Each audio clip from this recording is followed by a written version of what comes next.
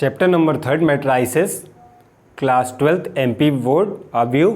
ठीक है, आते बच्चे सबसे पहले मैट्राइसेस पे। तो मैट्राइसेस शब्द कहाँ से आता है? ज्यामितीय आकृतियों की खोज के दौरान इस शब्द ज्यामितीय आकृतियों के अध्ययन के दौरान ज्यामितीय आकृतियों मैट्राइसेस या अवयव, मैट्राइसेस या अवयव वर्ड आया कहाँ से है? ठीक है, ज्यामितीय आकृतियों की खोज, ज्यामितीय आकृतियों की खोज के दौरान इस शब्द का इस्तेमाल किया गया पहली बार। ज्यामितीय आकृतियों की खोज के दौरान, ठीक है। सबसे पहले इसका यूज़ किसने किया था? 1850 में। 1850 में जे सिल्वेस्टर ने किया था। किसने किया था? जे सिल्वेस्टर ने किया था। ठीक है। आफ्टर दैट 1858 में ब्रिटिश मैथमेटिशियन, 1858 में इसके बाद क्या हुआ? 1858 में ब्रिटिश गणितज्ञ या ब्रिटिश मैथमेटिशियन, ब्रिटिश गणितज्ञ ने क्या किया? अवयव की अवधारणा दी। गणितज्ञ ने क्या किया? अवयव की अवधारणा दी। क्या दी? अवयव की अवधारणा दी। बताया कि अवयव होना कैसा चाहिए, अवयव होता क्या है। ठीक है। तो मैट्राइसेस शब्द आया कहाँ से? ज्यामितीय आकृतियों की खोज के दौरान इस शब्द का उत्पत्ति हुई है, इस शब्द का इस्तेमाल किया गया। ठीक है, अवयव का। 1850 में जे सिल्वेस्टर ने सबसे पहले इसका इस्तेमाल किया। इस शब्द का सबसे पहले इस्तेमाल, इस शब्द का सबसे पहले इस्तेमाल किसने किया? जे सिल्वेस्टर ने किया, 1850 में किया। इसके बाद एक ब्रिटिश गणितज्ञ हुए, उन्होंने क्या किया? 1858 में। कब? 1858 में इसकी अवधारणा दी कि अवयव होता क्या है या किसे कहते हैं। ठीक है, अवयव क्या होता है या किसे कहते हैं। अब आते हैं अवयव की परिभाषा पे, अवयव या मैट्रिक्स की परिभाषा पे आते हैं। ठीक है, अवयव या मैट्रिक्स की परिभाषा पे आते हैं। मैट्रिक्स, अवयव।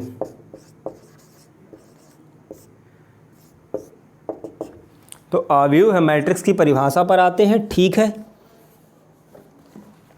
तो देखो क्या है इसकी बेसिक डेफिनेशन कि यदि संख्याओं के एक समूह को पंक्तियों और स्तंभों में व्यवस्थित करें, मानो कि ये पंक्तियां हैं, ठीक, और ये स्तंभ हैं। ठीक, ये पंक्तियां हैं, भाई पंक्तियां हॉरिजॉन्टल लिखी जाती है, स्तंभ वर्टिकल होते हैं, है ना। पंक्तियां रो, स्तंभ कॉलम। ठीक है, तो यदि संख्याओं के एक समूह को पंक्तियों और स्तंभों में व्यवस्थित करते हैं, ठीक है, तो इस प्रकार से एक व्यूह रचना मिलती है। इस प्रकार से एक व्यूह रचना मिलती है कब? जब हम पंक्तियों और स्तंभों के रूप में, स्तंभों के फॉर्मेट में लिखते हैं, स्तंभों में हम उनको व्यवस्थित करते हैं। ठीक, और इस प्रकार से अदिश आयताकार व्यूह रचना मिलती है जिसे हम अवयव कहते हैं। ठीक है, जब हम संख्याओं के एक समूह को, संख्याओं के एक समूह को पंक्तियों और स्तंभों, पंक्तियों एवं स्तंभों में लिखते हैं, तो इस प्रकार में लिखते हैं। ठीक है, इस प्रकार क्या मिलती है? एक व्यूह रचना मिलती है। इस प्रकार हमें एक व्यूह रचना मिलती है जिसे अवयव कहते हैं, जिसे अवयव कहते हैं। ठीक है, जब हम कुछ संख्याओं के समूह को पंक्तियों और स्तंभों में लिखते हैं, पंक्तियों हॉरिजॉन्टल और स्तंभों वर्टिकल लिखते हैं, यानी रो और कॉलम में व्यवस्थित करते हैं, तो वहाँ से एक व्यूह रचना मिलती है जिसे अवयव कहा जाता है। ठीक है, इसको मैं और अच्छे से एक्सप्लेन कर देता हूँ।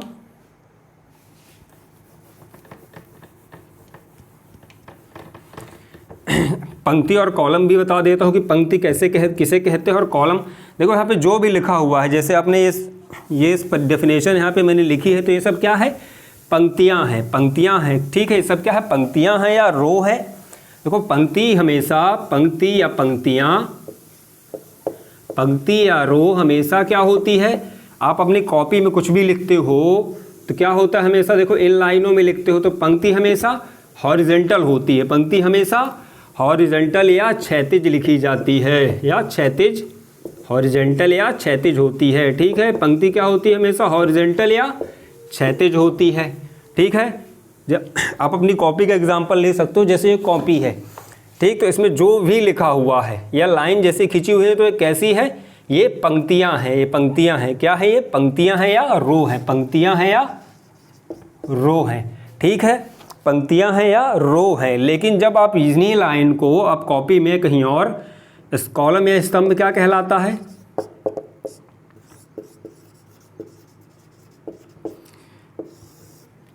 या तो डाउनवर्ड डायरेक्शन में या तो अपवर्ड डायरेक्शन में, ऊपर से नीचे या नीचे से ऊपर, इस प्रकार वर्टिकली जब आप किसी चीज़ को लिखते हो, जब हम किसी चीज़ को ऊर्ध्वाधर लिखते हैं या वर्टिकली लिखते हैं, इसी बोर्ड में देखो क्या है, ये पंक्तियां हैं।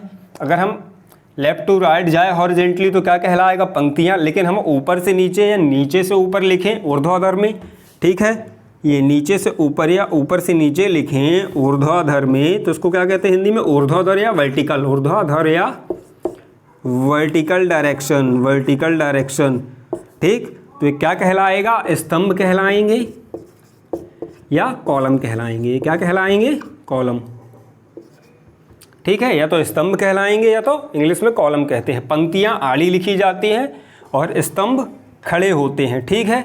सपोज ये देखो, ये वाला क्या है, ये पंक्ति है, ठीक, और यहीं पे हम अगर ऐसा लिखें ऊपर से नीचे या डाउन वर्टिकल या ऊर्ध्वाधर पोजीशन में, तो ये क्या कहलाएगा, ये स्तंभ हो जाएगा और ये पंक्ति हो जाएगी, ठीक है, रो एंड कॉलम। तो पंक्ति और स्तंभ आपको क्लियरली समझ में आ गए, ठीक है। पंक्ति किसे कहते हैं, कॉलम किसे कहते हैं, बेहद इजी है, कंफ्यूज होने वाली कोई बात नहीं है, ठीक है। पंक्तियां या रो हमेशा, रो कैसी लिखी जाती है, हॉरिजॉन्टल लिखी जाती है, और कॉलम हमेशा वर्टिकल डायरेक्शन में लिखे जाते हैं, नीचे से ऊपर।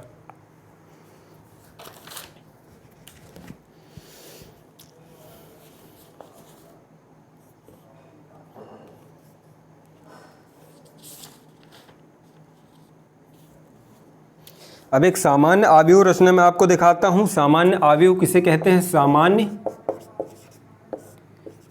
आव्यूह और टिपिकल मैट्रिक्स, टिपिकल मैट्रिक्स, ठीक है। माना कि कोई टिपिकल मैट्रिक्स है ए, ठीक, तो देखो यहां पे हम क्या करेंगे, A11 ये पहली रो है या पहली रो है या पहली पंक्ति है, तो ये पहली रो का पहला मेंबर है, इसलिए A11 लिखा है। अब पहली रो के लिए A1 और पहली रो का दूसरा मेंबर तो A12, पहली रो का तीसरा मेंबर तो A13। इसी प्रकार ये कहाँ तक जाएंगे, पहली रो का n मेंबर, n की संख्या कुछ भी हो सकती है, ठीक है, 50, 100, 150, तो पहली रो का n कोई भी नेचुरल नंबर हो सकता है, ठीक है। तो पहली रो का आखिरी मेंबर, पहली रो का पहला मेंबर, यहाँ A11, A1 क्या दर्शाता है कि ये पहली रो है, क्या है, पहली पंक्ति। A1 क्या दर्शाता है कि ये पहली पंक्ति है, ठीक। और बाद का ये दूसरा वाला 1 या 2 या 3 क्या दर्शाता है, बाद का दूसरा वाला 1, 2, 3 क्या दर्शाता है कि ये पहले स्थान पर है, दूसरे स्थान पर है, तीसरे स्थान पर है, ठीक है। A11, 12, 13, A11n तक दूसरा आएगा, A21 देखो अब इसमें 2 आगे रहेगा क्योंकि क्या है, दूसरी पंक्ति है, दूसरा रो है, दूसरे रो का पहला मेंबर, दूसरे रो का दूसरा मेंबर, दूसरे रो का तीसरा मेंबर, दूसरे रो का nवां मेंबर, ठीक है। ये तो हमने क्या लिखा अभी, हॉरिजॉन्टल लिखा या रो लिखे या पंक्ति लिखी, ठीक है, ये क्या है, रो है। लेकिन जब हम ऐसा डाउनवर्ड डायरेक्शन या अपवर्ड डायरेक्शन में लिखेंगे ऐसा, तो ये क्या कहलाएगा, देखो अब पहली रो का, सॉरी ये तो अभी रो ऐसे लिखी थी, अब क्या लिखोगे आप, कॉलम या स्तंभ। तो पहली रो का आखिरी मेंबर an है, अब पहले स्तंभ का आखिरी मेंबर क्या आएगा, A11, A21, मतलब ये बताता है क्या, A11, A21, A31, AM1, ठीक है ना, AM1। उसी प्रकार इसका क्या आएगा, AM2, AM3 और n वाली सीरीज का आएगा AMN। ठीक है, AMN, जहाँ पर क्या है m रो है, सॉरी ये वाली रो है ना, और ये आपको रो और कॉलम में कंफ्यूज नहीं हो रहा है। देखो ये रो है, ठीक, और कॉलम हॉरिजेंटल, ये कॉलम है, ठीक। और इसकी कोटि क्या होगी, कोटि क्या होती है, कितने बाई कितने का मैट्रिक्स है, कितने बाई मतलब उसमें कितनी पंक्तियां हैं, कितने रो हैं। कोटि क्या होती है, देखो कोटि क्या होती है, कोटि हम कैसे डिसाइड करते हैं, पंक्ति गुणे स्तंभ, या rho into column, rho into column, rho into column, rho into column, तो m इंटू एन। तो कह रहा है कि यहाँ पर m रो है और n कॉलम्स हैं, ठीक है, m रो है और n कॉलम्स हैं, ठीक।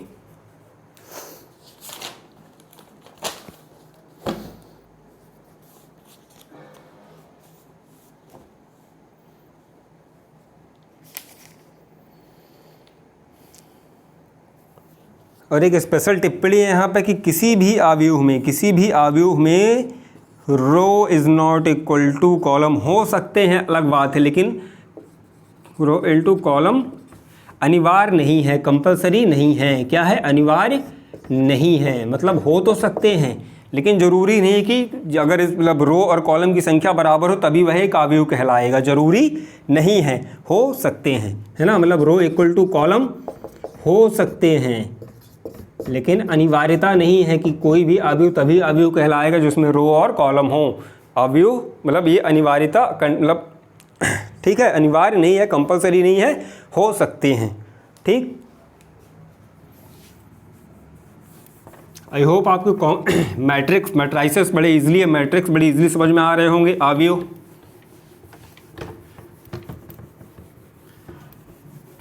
बहुत ही इजी है। अब मैं बताता हूँ आपको आव्यूह कितने प्रकार के होते हैं, ठीक है। आव्यूह कितने प्रकार के होते हैं, तो सबसे पहला आता है पंक्ति आव्यूह। सबसे पहला क्या आता है, type of matrices, type of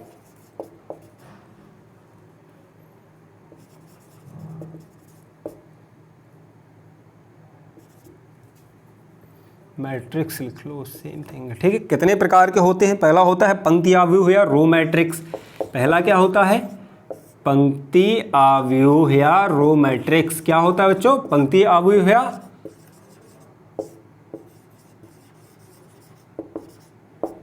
row matrix. तो पंक्ति आव्यूह या रो मैट्रिक्स में क्या होगा, एक ही पंक्ति होगी, कॉलम कितने भी हो सकते हैं। देखो अब बहुत ही प्यारा है, माना यहाँ पर ए एक पंक्ति आव्यूह है या रो मैट्रिक्स है, A is a row matrix, okay, ठीक। अब देखो ए इक्वल टू कैसे लिखोगे आप, ए एक रो मैट्रिक्स है, A11 A12 A13 A1n, ठीक है। ये पहला वाला क्या बताता है, A1 A1 A1 A1 कि ये पहली पंक्ति में है, ठीक है, ये कौन सी रो में है, पहली पंक्ति में है। और दूसरा वाला नंबर क्या बताता है इसके साथ वाला, ये यहाँ पे 1 यहाँ पे 2 यहाँ पे 3 पोजीशन बताता है उस मेंबर की, वो कौन सी पोजीशन पे, A11 पहली पोजीशन पे है, A12 पहली पंक्ति की दूसरी पोजीशन। ये क्या बताता है, ये बताता है कि कौन सी रो में है, पहला मेंबर बताता है कौन सी रो में है, दूसरा मेंबर बताता है पोजीशन।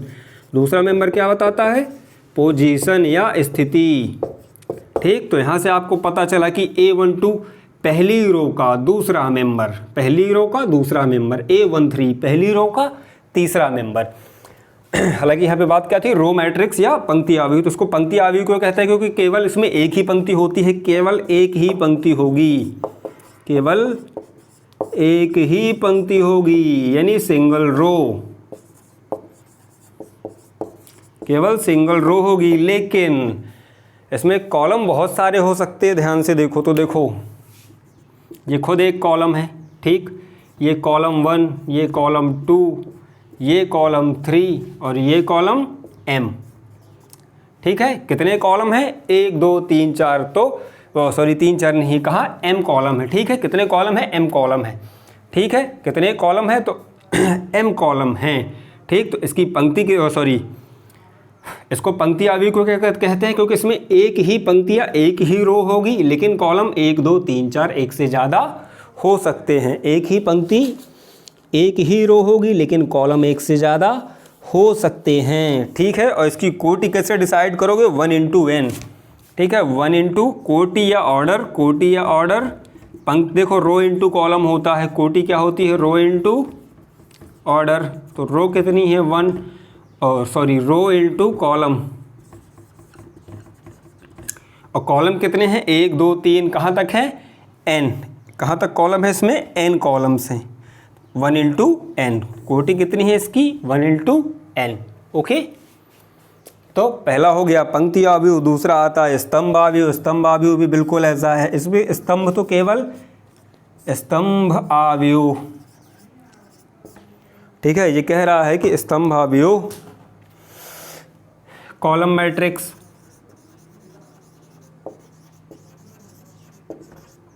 तो कॉलम मैट्रिक्स में क्या होता है? A11 A21 A31 AM1, ठीक है। एक ही कॉलम होगा, ठीक है। माना हमने यहाँ पर एक कॉलम मैट्रिक्स है या स्तंभ अवयव है। कॉलम तो एक ही दिख रहा है इसमें, लेकिन इसमें देखो कॉलम एक ही दिख रहा है, लेकिन इसमें एक पंक्ति, दूसरी पंक्ति, तीसरी पंक्ति, चौथी मतलब MV पंक्ति, ठीक। तो यहाँ पर कितने हैं? कॉलम एक होगा, है ना, यानी स्तंभ एक होगा। स्तंभ अवयव में केवल एक स्तंभ होगा,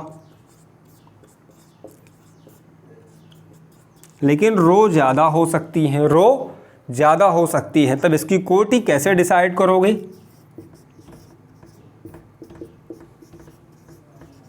रो इंटू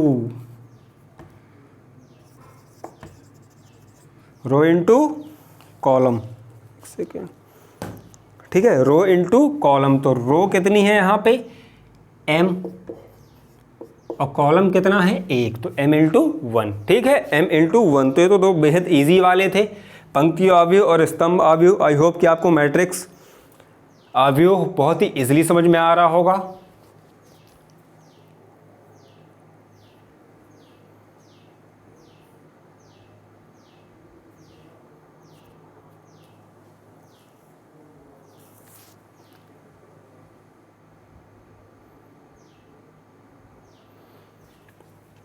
अब आते हैं इसके थर्ड टाइप पे।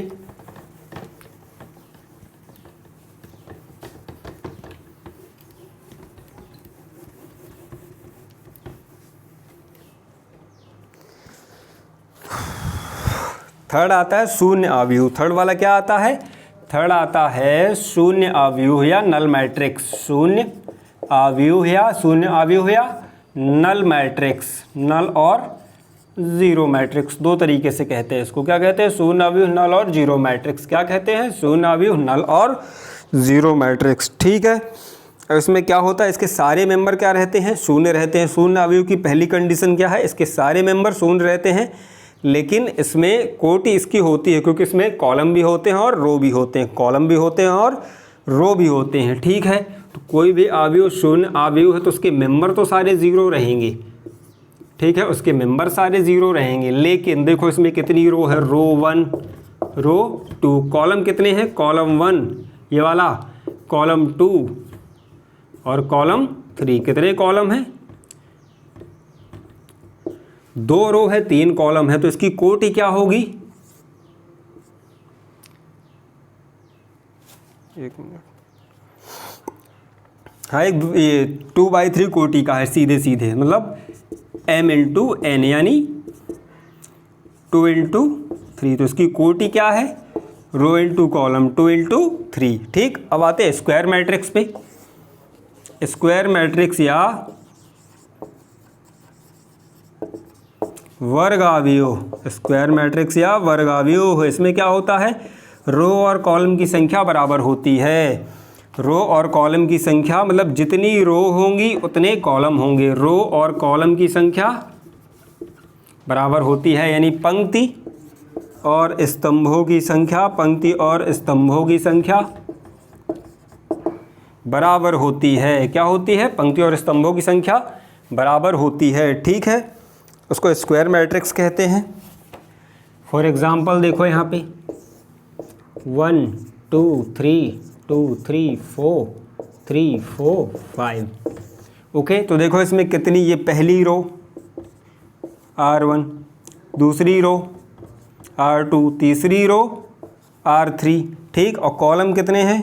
C1, दूसरा C2 और तीसरा C3। तो रो इंटू कॉलम, तो देखो कोटि क्या होती है? Rho into column, rho into column, तो क्या हो जाएगा? 3/3। यानी वर्ग आव्यूह में क्या होता है कि रो और कॉलम बराबर होते हैं। ठीक है, रो और कॉलम बराबर होते हैं। तो जब रो और कॉलम दोनों बराबर होंगे तो इसकी कोटि क्या होगी? 3। डायरेक्ट आप लिख सकते हो 3, है ना। जब रो और कॉलम दोनों बराबर होते हैं तो इनकी कोटि डायरेक्ट 3 हो जाती है। मतलब जितने होंगे डायरेक्ट 3, मतलब जितने रो और जितने कॉलम होंगे डायरेक्ट उतनी कोटि लिख सकते हो।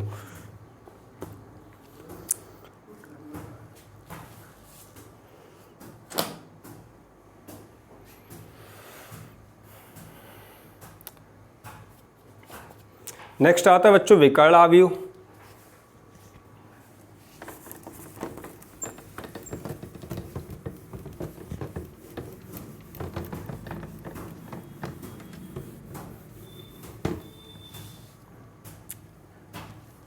नंबर 5 डायगोनल मैट्रिक्स या विकर्ण आव्यूह।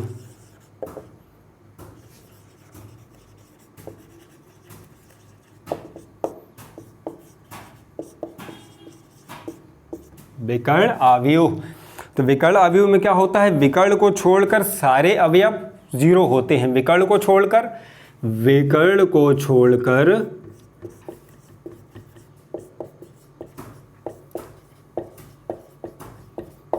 आव्यूह के सारे अवयव शून्य होते हैं। ठीक है, शून्य होते हैं या 0 होते हैं। ठीक है, तो विकर्ण आव्यूह में क्या होता है? आव्यूह को छोड़कर सारे अवयव क्या होते हैं? शून्य होते हैं। ठीक है, तो देखो इसको किस प्रकार लिखोगे? इसको मैं बेहद इजी तरीके में दिखाता हूँ। देखो यहाँ पे A11 12 13 21 22 23। ठीक, यहाँ पे देखो A31 32 33। तो ये क्या कह रहा है कि विकर्ण को छोड़कर, तो देखो इसमें विकर्ण कहाँ है? ये डायगोनली। यहाँ से कुछ लोग कह देंगे भाई यहाँ से भी बनता है, तो भैया स्टार्ट कहाँ से हो रहा है? A11 से, पहली रो के पहले मेंबर से, पहले रो के पहले मेंबर से। तो ये विकर्ण है। विकर्ण को छोड़कर सारे मेंबर शून्य होते हैं। विकर्ण को छोड़कर सारे मेंबर शून्य होते हैं। ठीक है, विकर्ण को छोड़कर सारे मेंबर क्या होते हैं? शून्य होते हैं। 0 0 0 0। विकर्ण को छोड़कर सारे मेंबर शून्य होते हैं। डायगोनल आव्यूह कहलाता है। क्या कहलाता है? डायगोनल या विकर्ण आव्यूह कहलाता है। इसकी कोटि क्या होती है? देखो 1 रो 2 रो, ये तीसरी रो, पहला कॉलम, दूसरा कॉलम, तीसरा कॉलम। तो रो इंटू कॉलम यानी 3/3। ठीक है, क्या आती है? 3/3।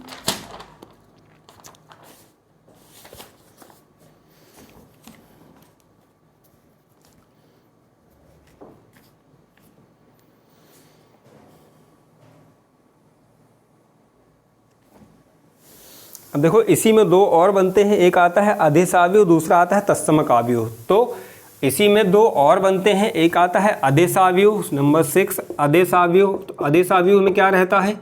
अदिश आव्यूह में क्या होता है? इसमें विकर्ण के सारे मेंबर सेम होते हैं, मतलब इसकी भी वैल्यू सारे मेंबर सेम होते हैं। दैट मीन्स ये 2 2 2, यहाँ 0 यहाँ 0 यहाँ 0 यहाँ 0 यहाँ 0 यहाँ 0।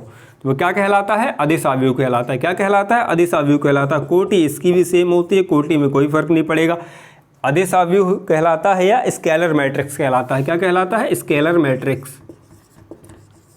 ठीक है, अदिश आव्यूह। है ये भी विकर्ण अवयव, बस इसमें क्या होता है नॉर्मल डायगोनल मैट्रिक्स में ज़रूरी नहीं कि A11 A22 A33 इक्वल हो, लेकिन अदिश अवयव या स्केलर मैट्रिक्स में विकर्ण के सारे मेंबर सेम होते हैं। ठीक है, A यहाँ पे A B कुछ भी लिख लो, है ना, सेम वैल्यूज़ के लिए, इसलिए मैंने इजीली नंबर लिख दिया था सीधे। नेक्स्ट आता है तत्समक अवयव, यूनिट आइडेंटिटी अवयव, यूनिट आइडेंटिटी मैट्रिक्स। हिंदी में थोड़ा अजीब लगता है तत्समक, इंग्लिश में ज़्यादा अच्छा क्लियर हो जाता है। यूनिट आइडेंटिटी, यूनिट और आइडेंटिटी मैट्रिक्स, यूनिट मतलब एकल और आइडेंटिटी मैट्रिक्स मतलब इसको आप देख के ही बता सकते हो कि ये कैन सा है। ठीक है, यूनिट और आइडेंटिटी मैट्रिक्स। ठीक है, यूनिट और आइडेंटिटी मैट्रिक्स, इसमें क्या होता है, यहाँ पे देखो नाम से लिखा है यूनिट यानी एक, इसमें सारे विकर्णीय अवयव का मान एक होता है। ये भी है विकर्ण अवयव, लेकिन क्या होता है इसमें विकर्ण के सारे अवयवों का मान एक होता है, 1 1 1। तो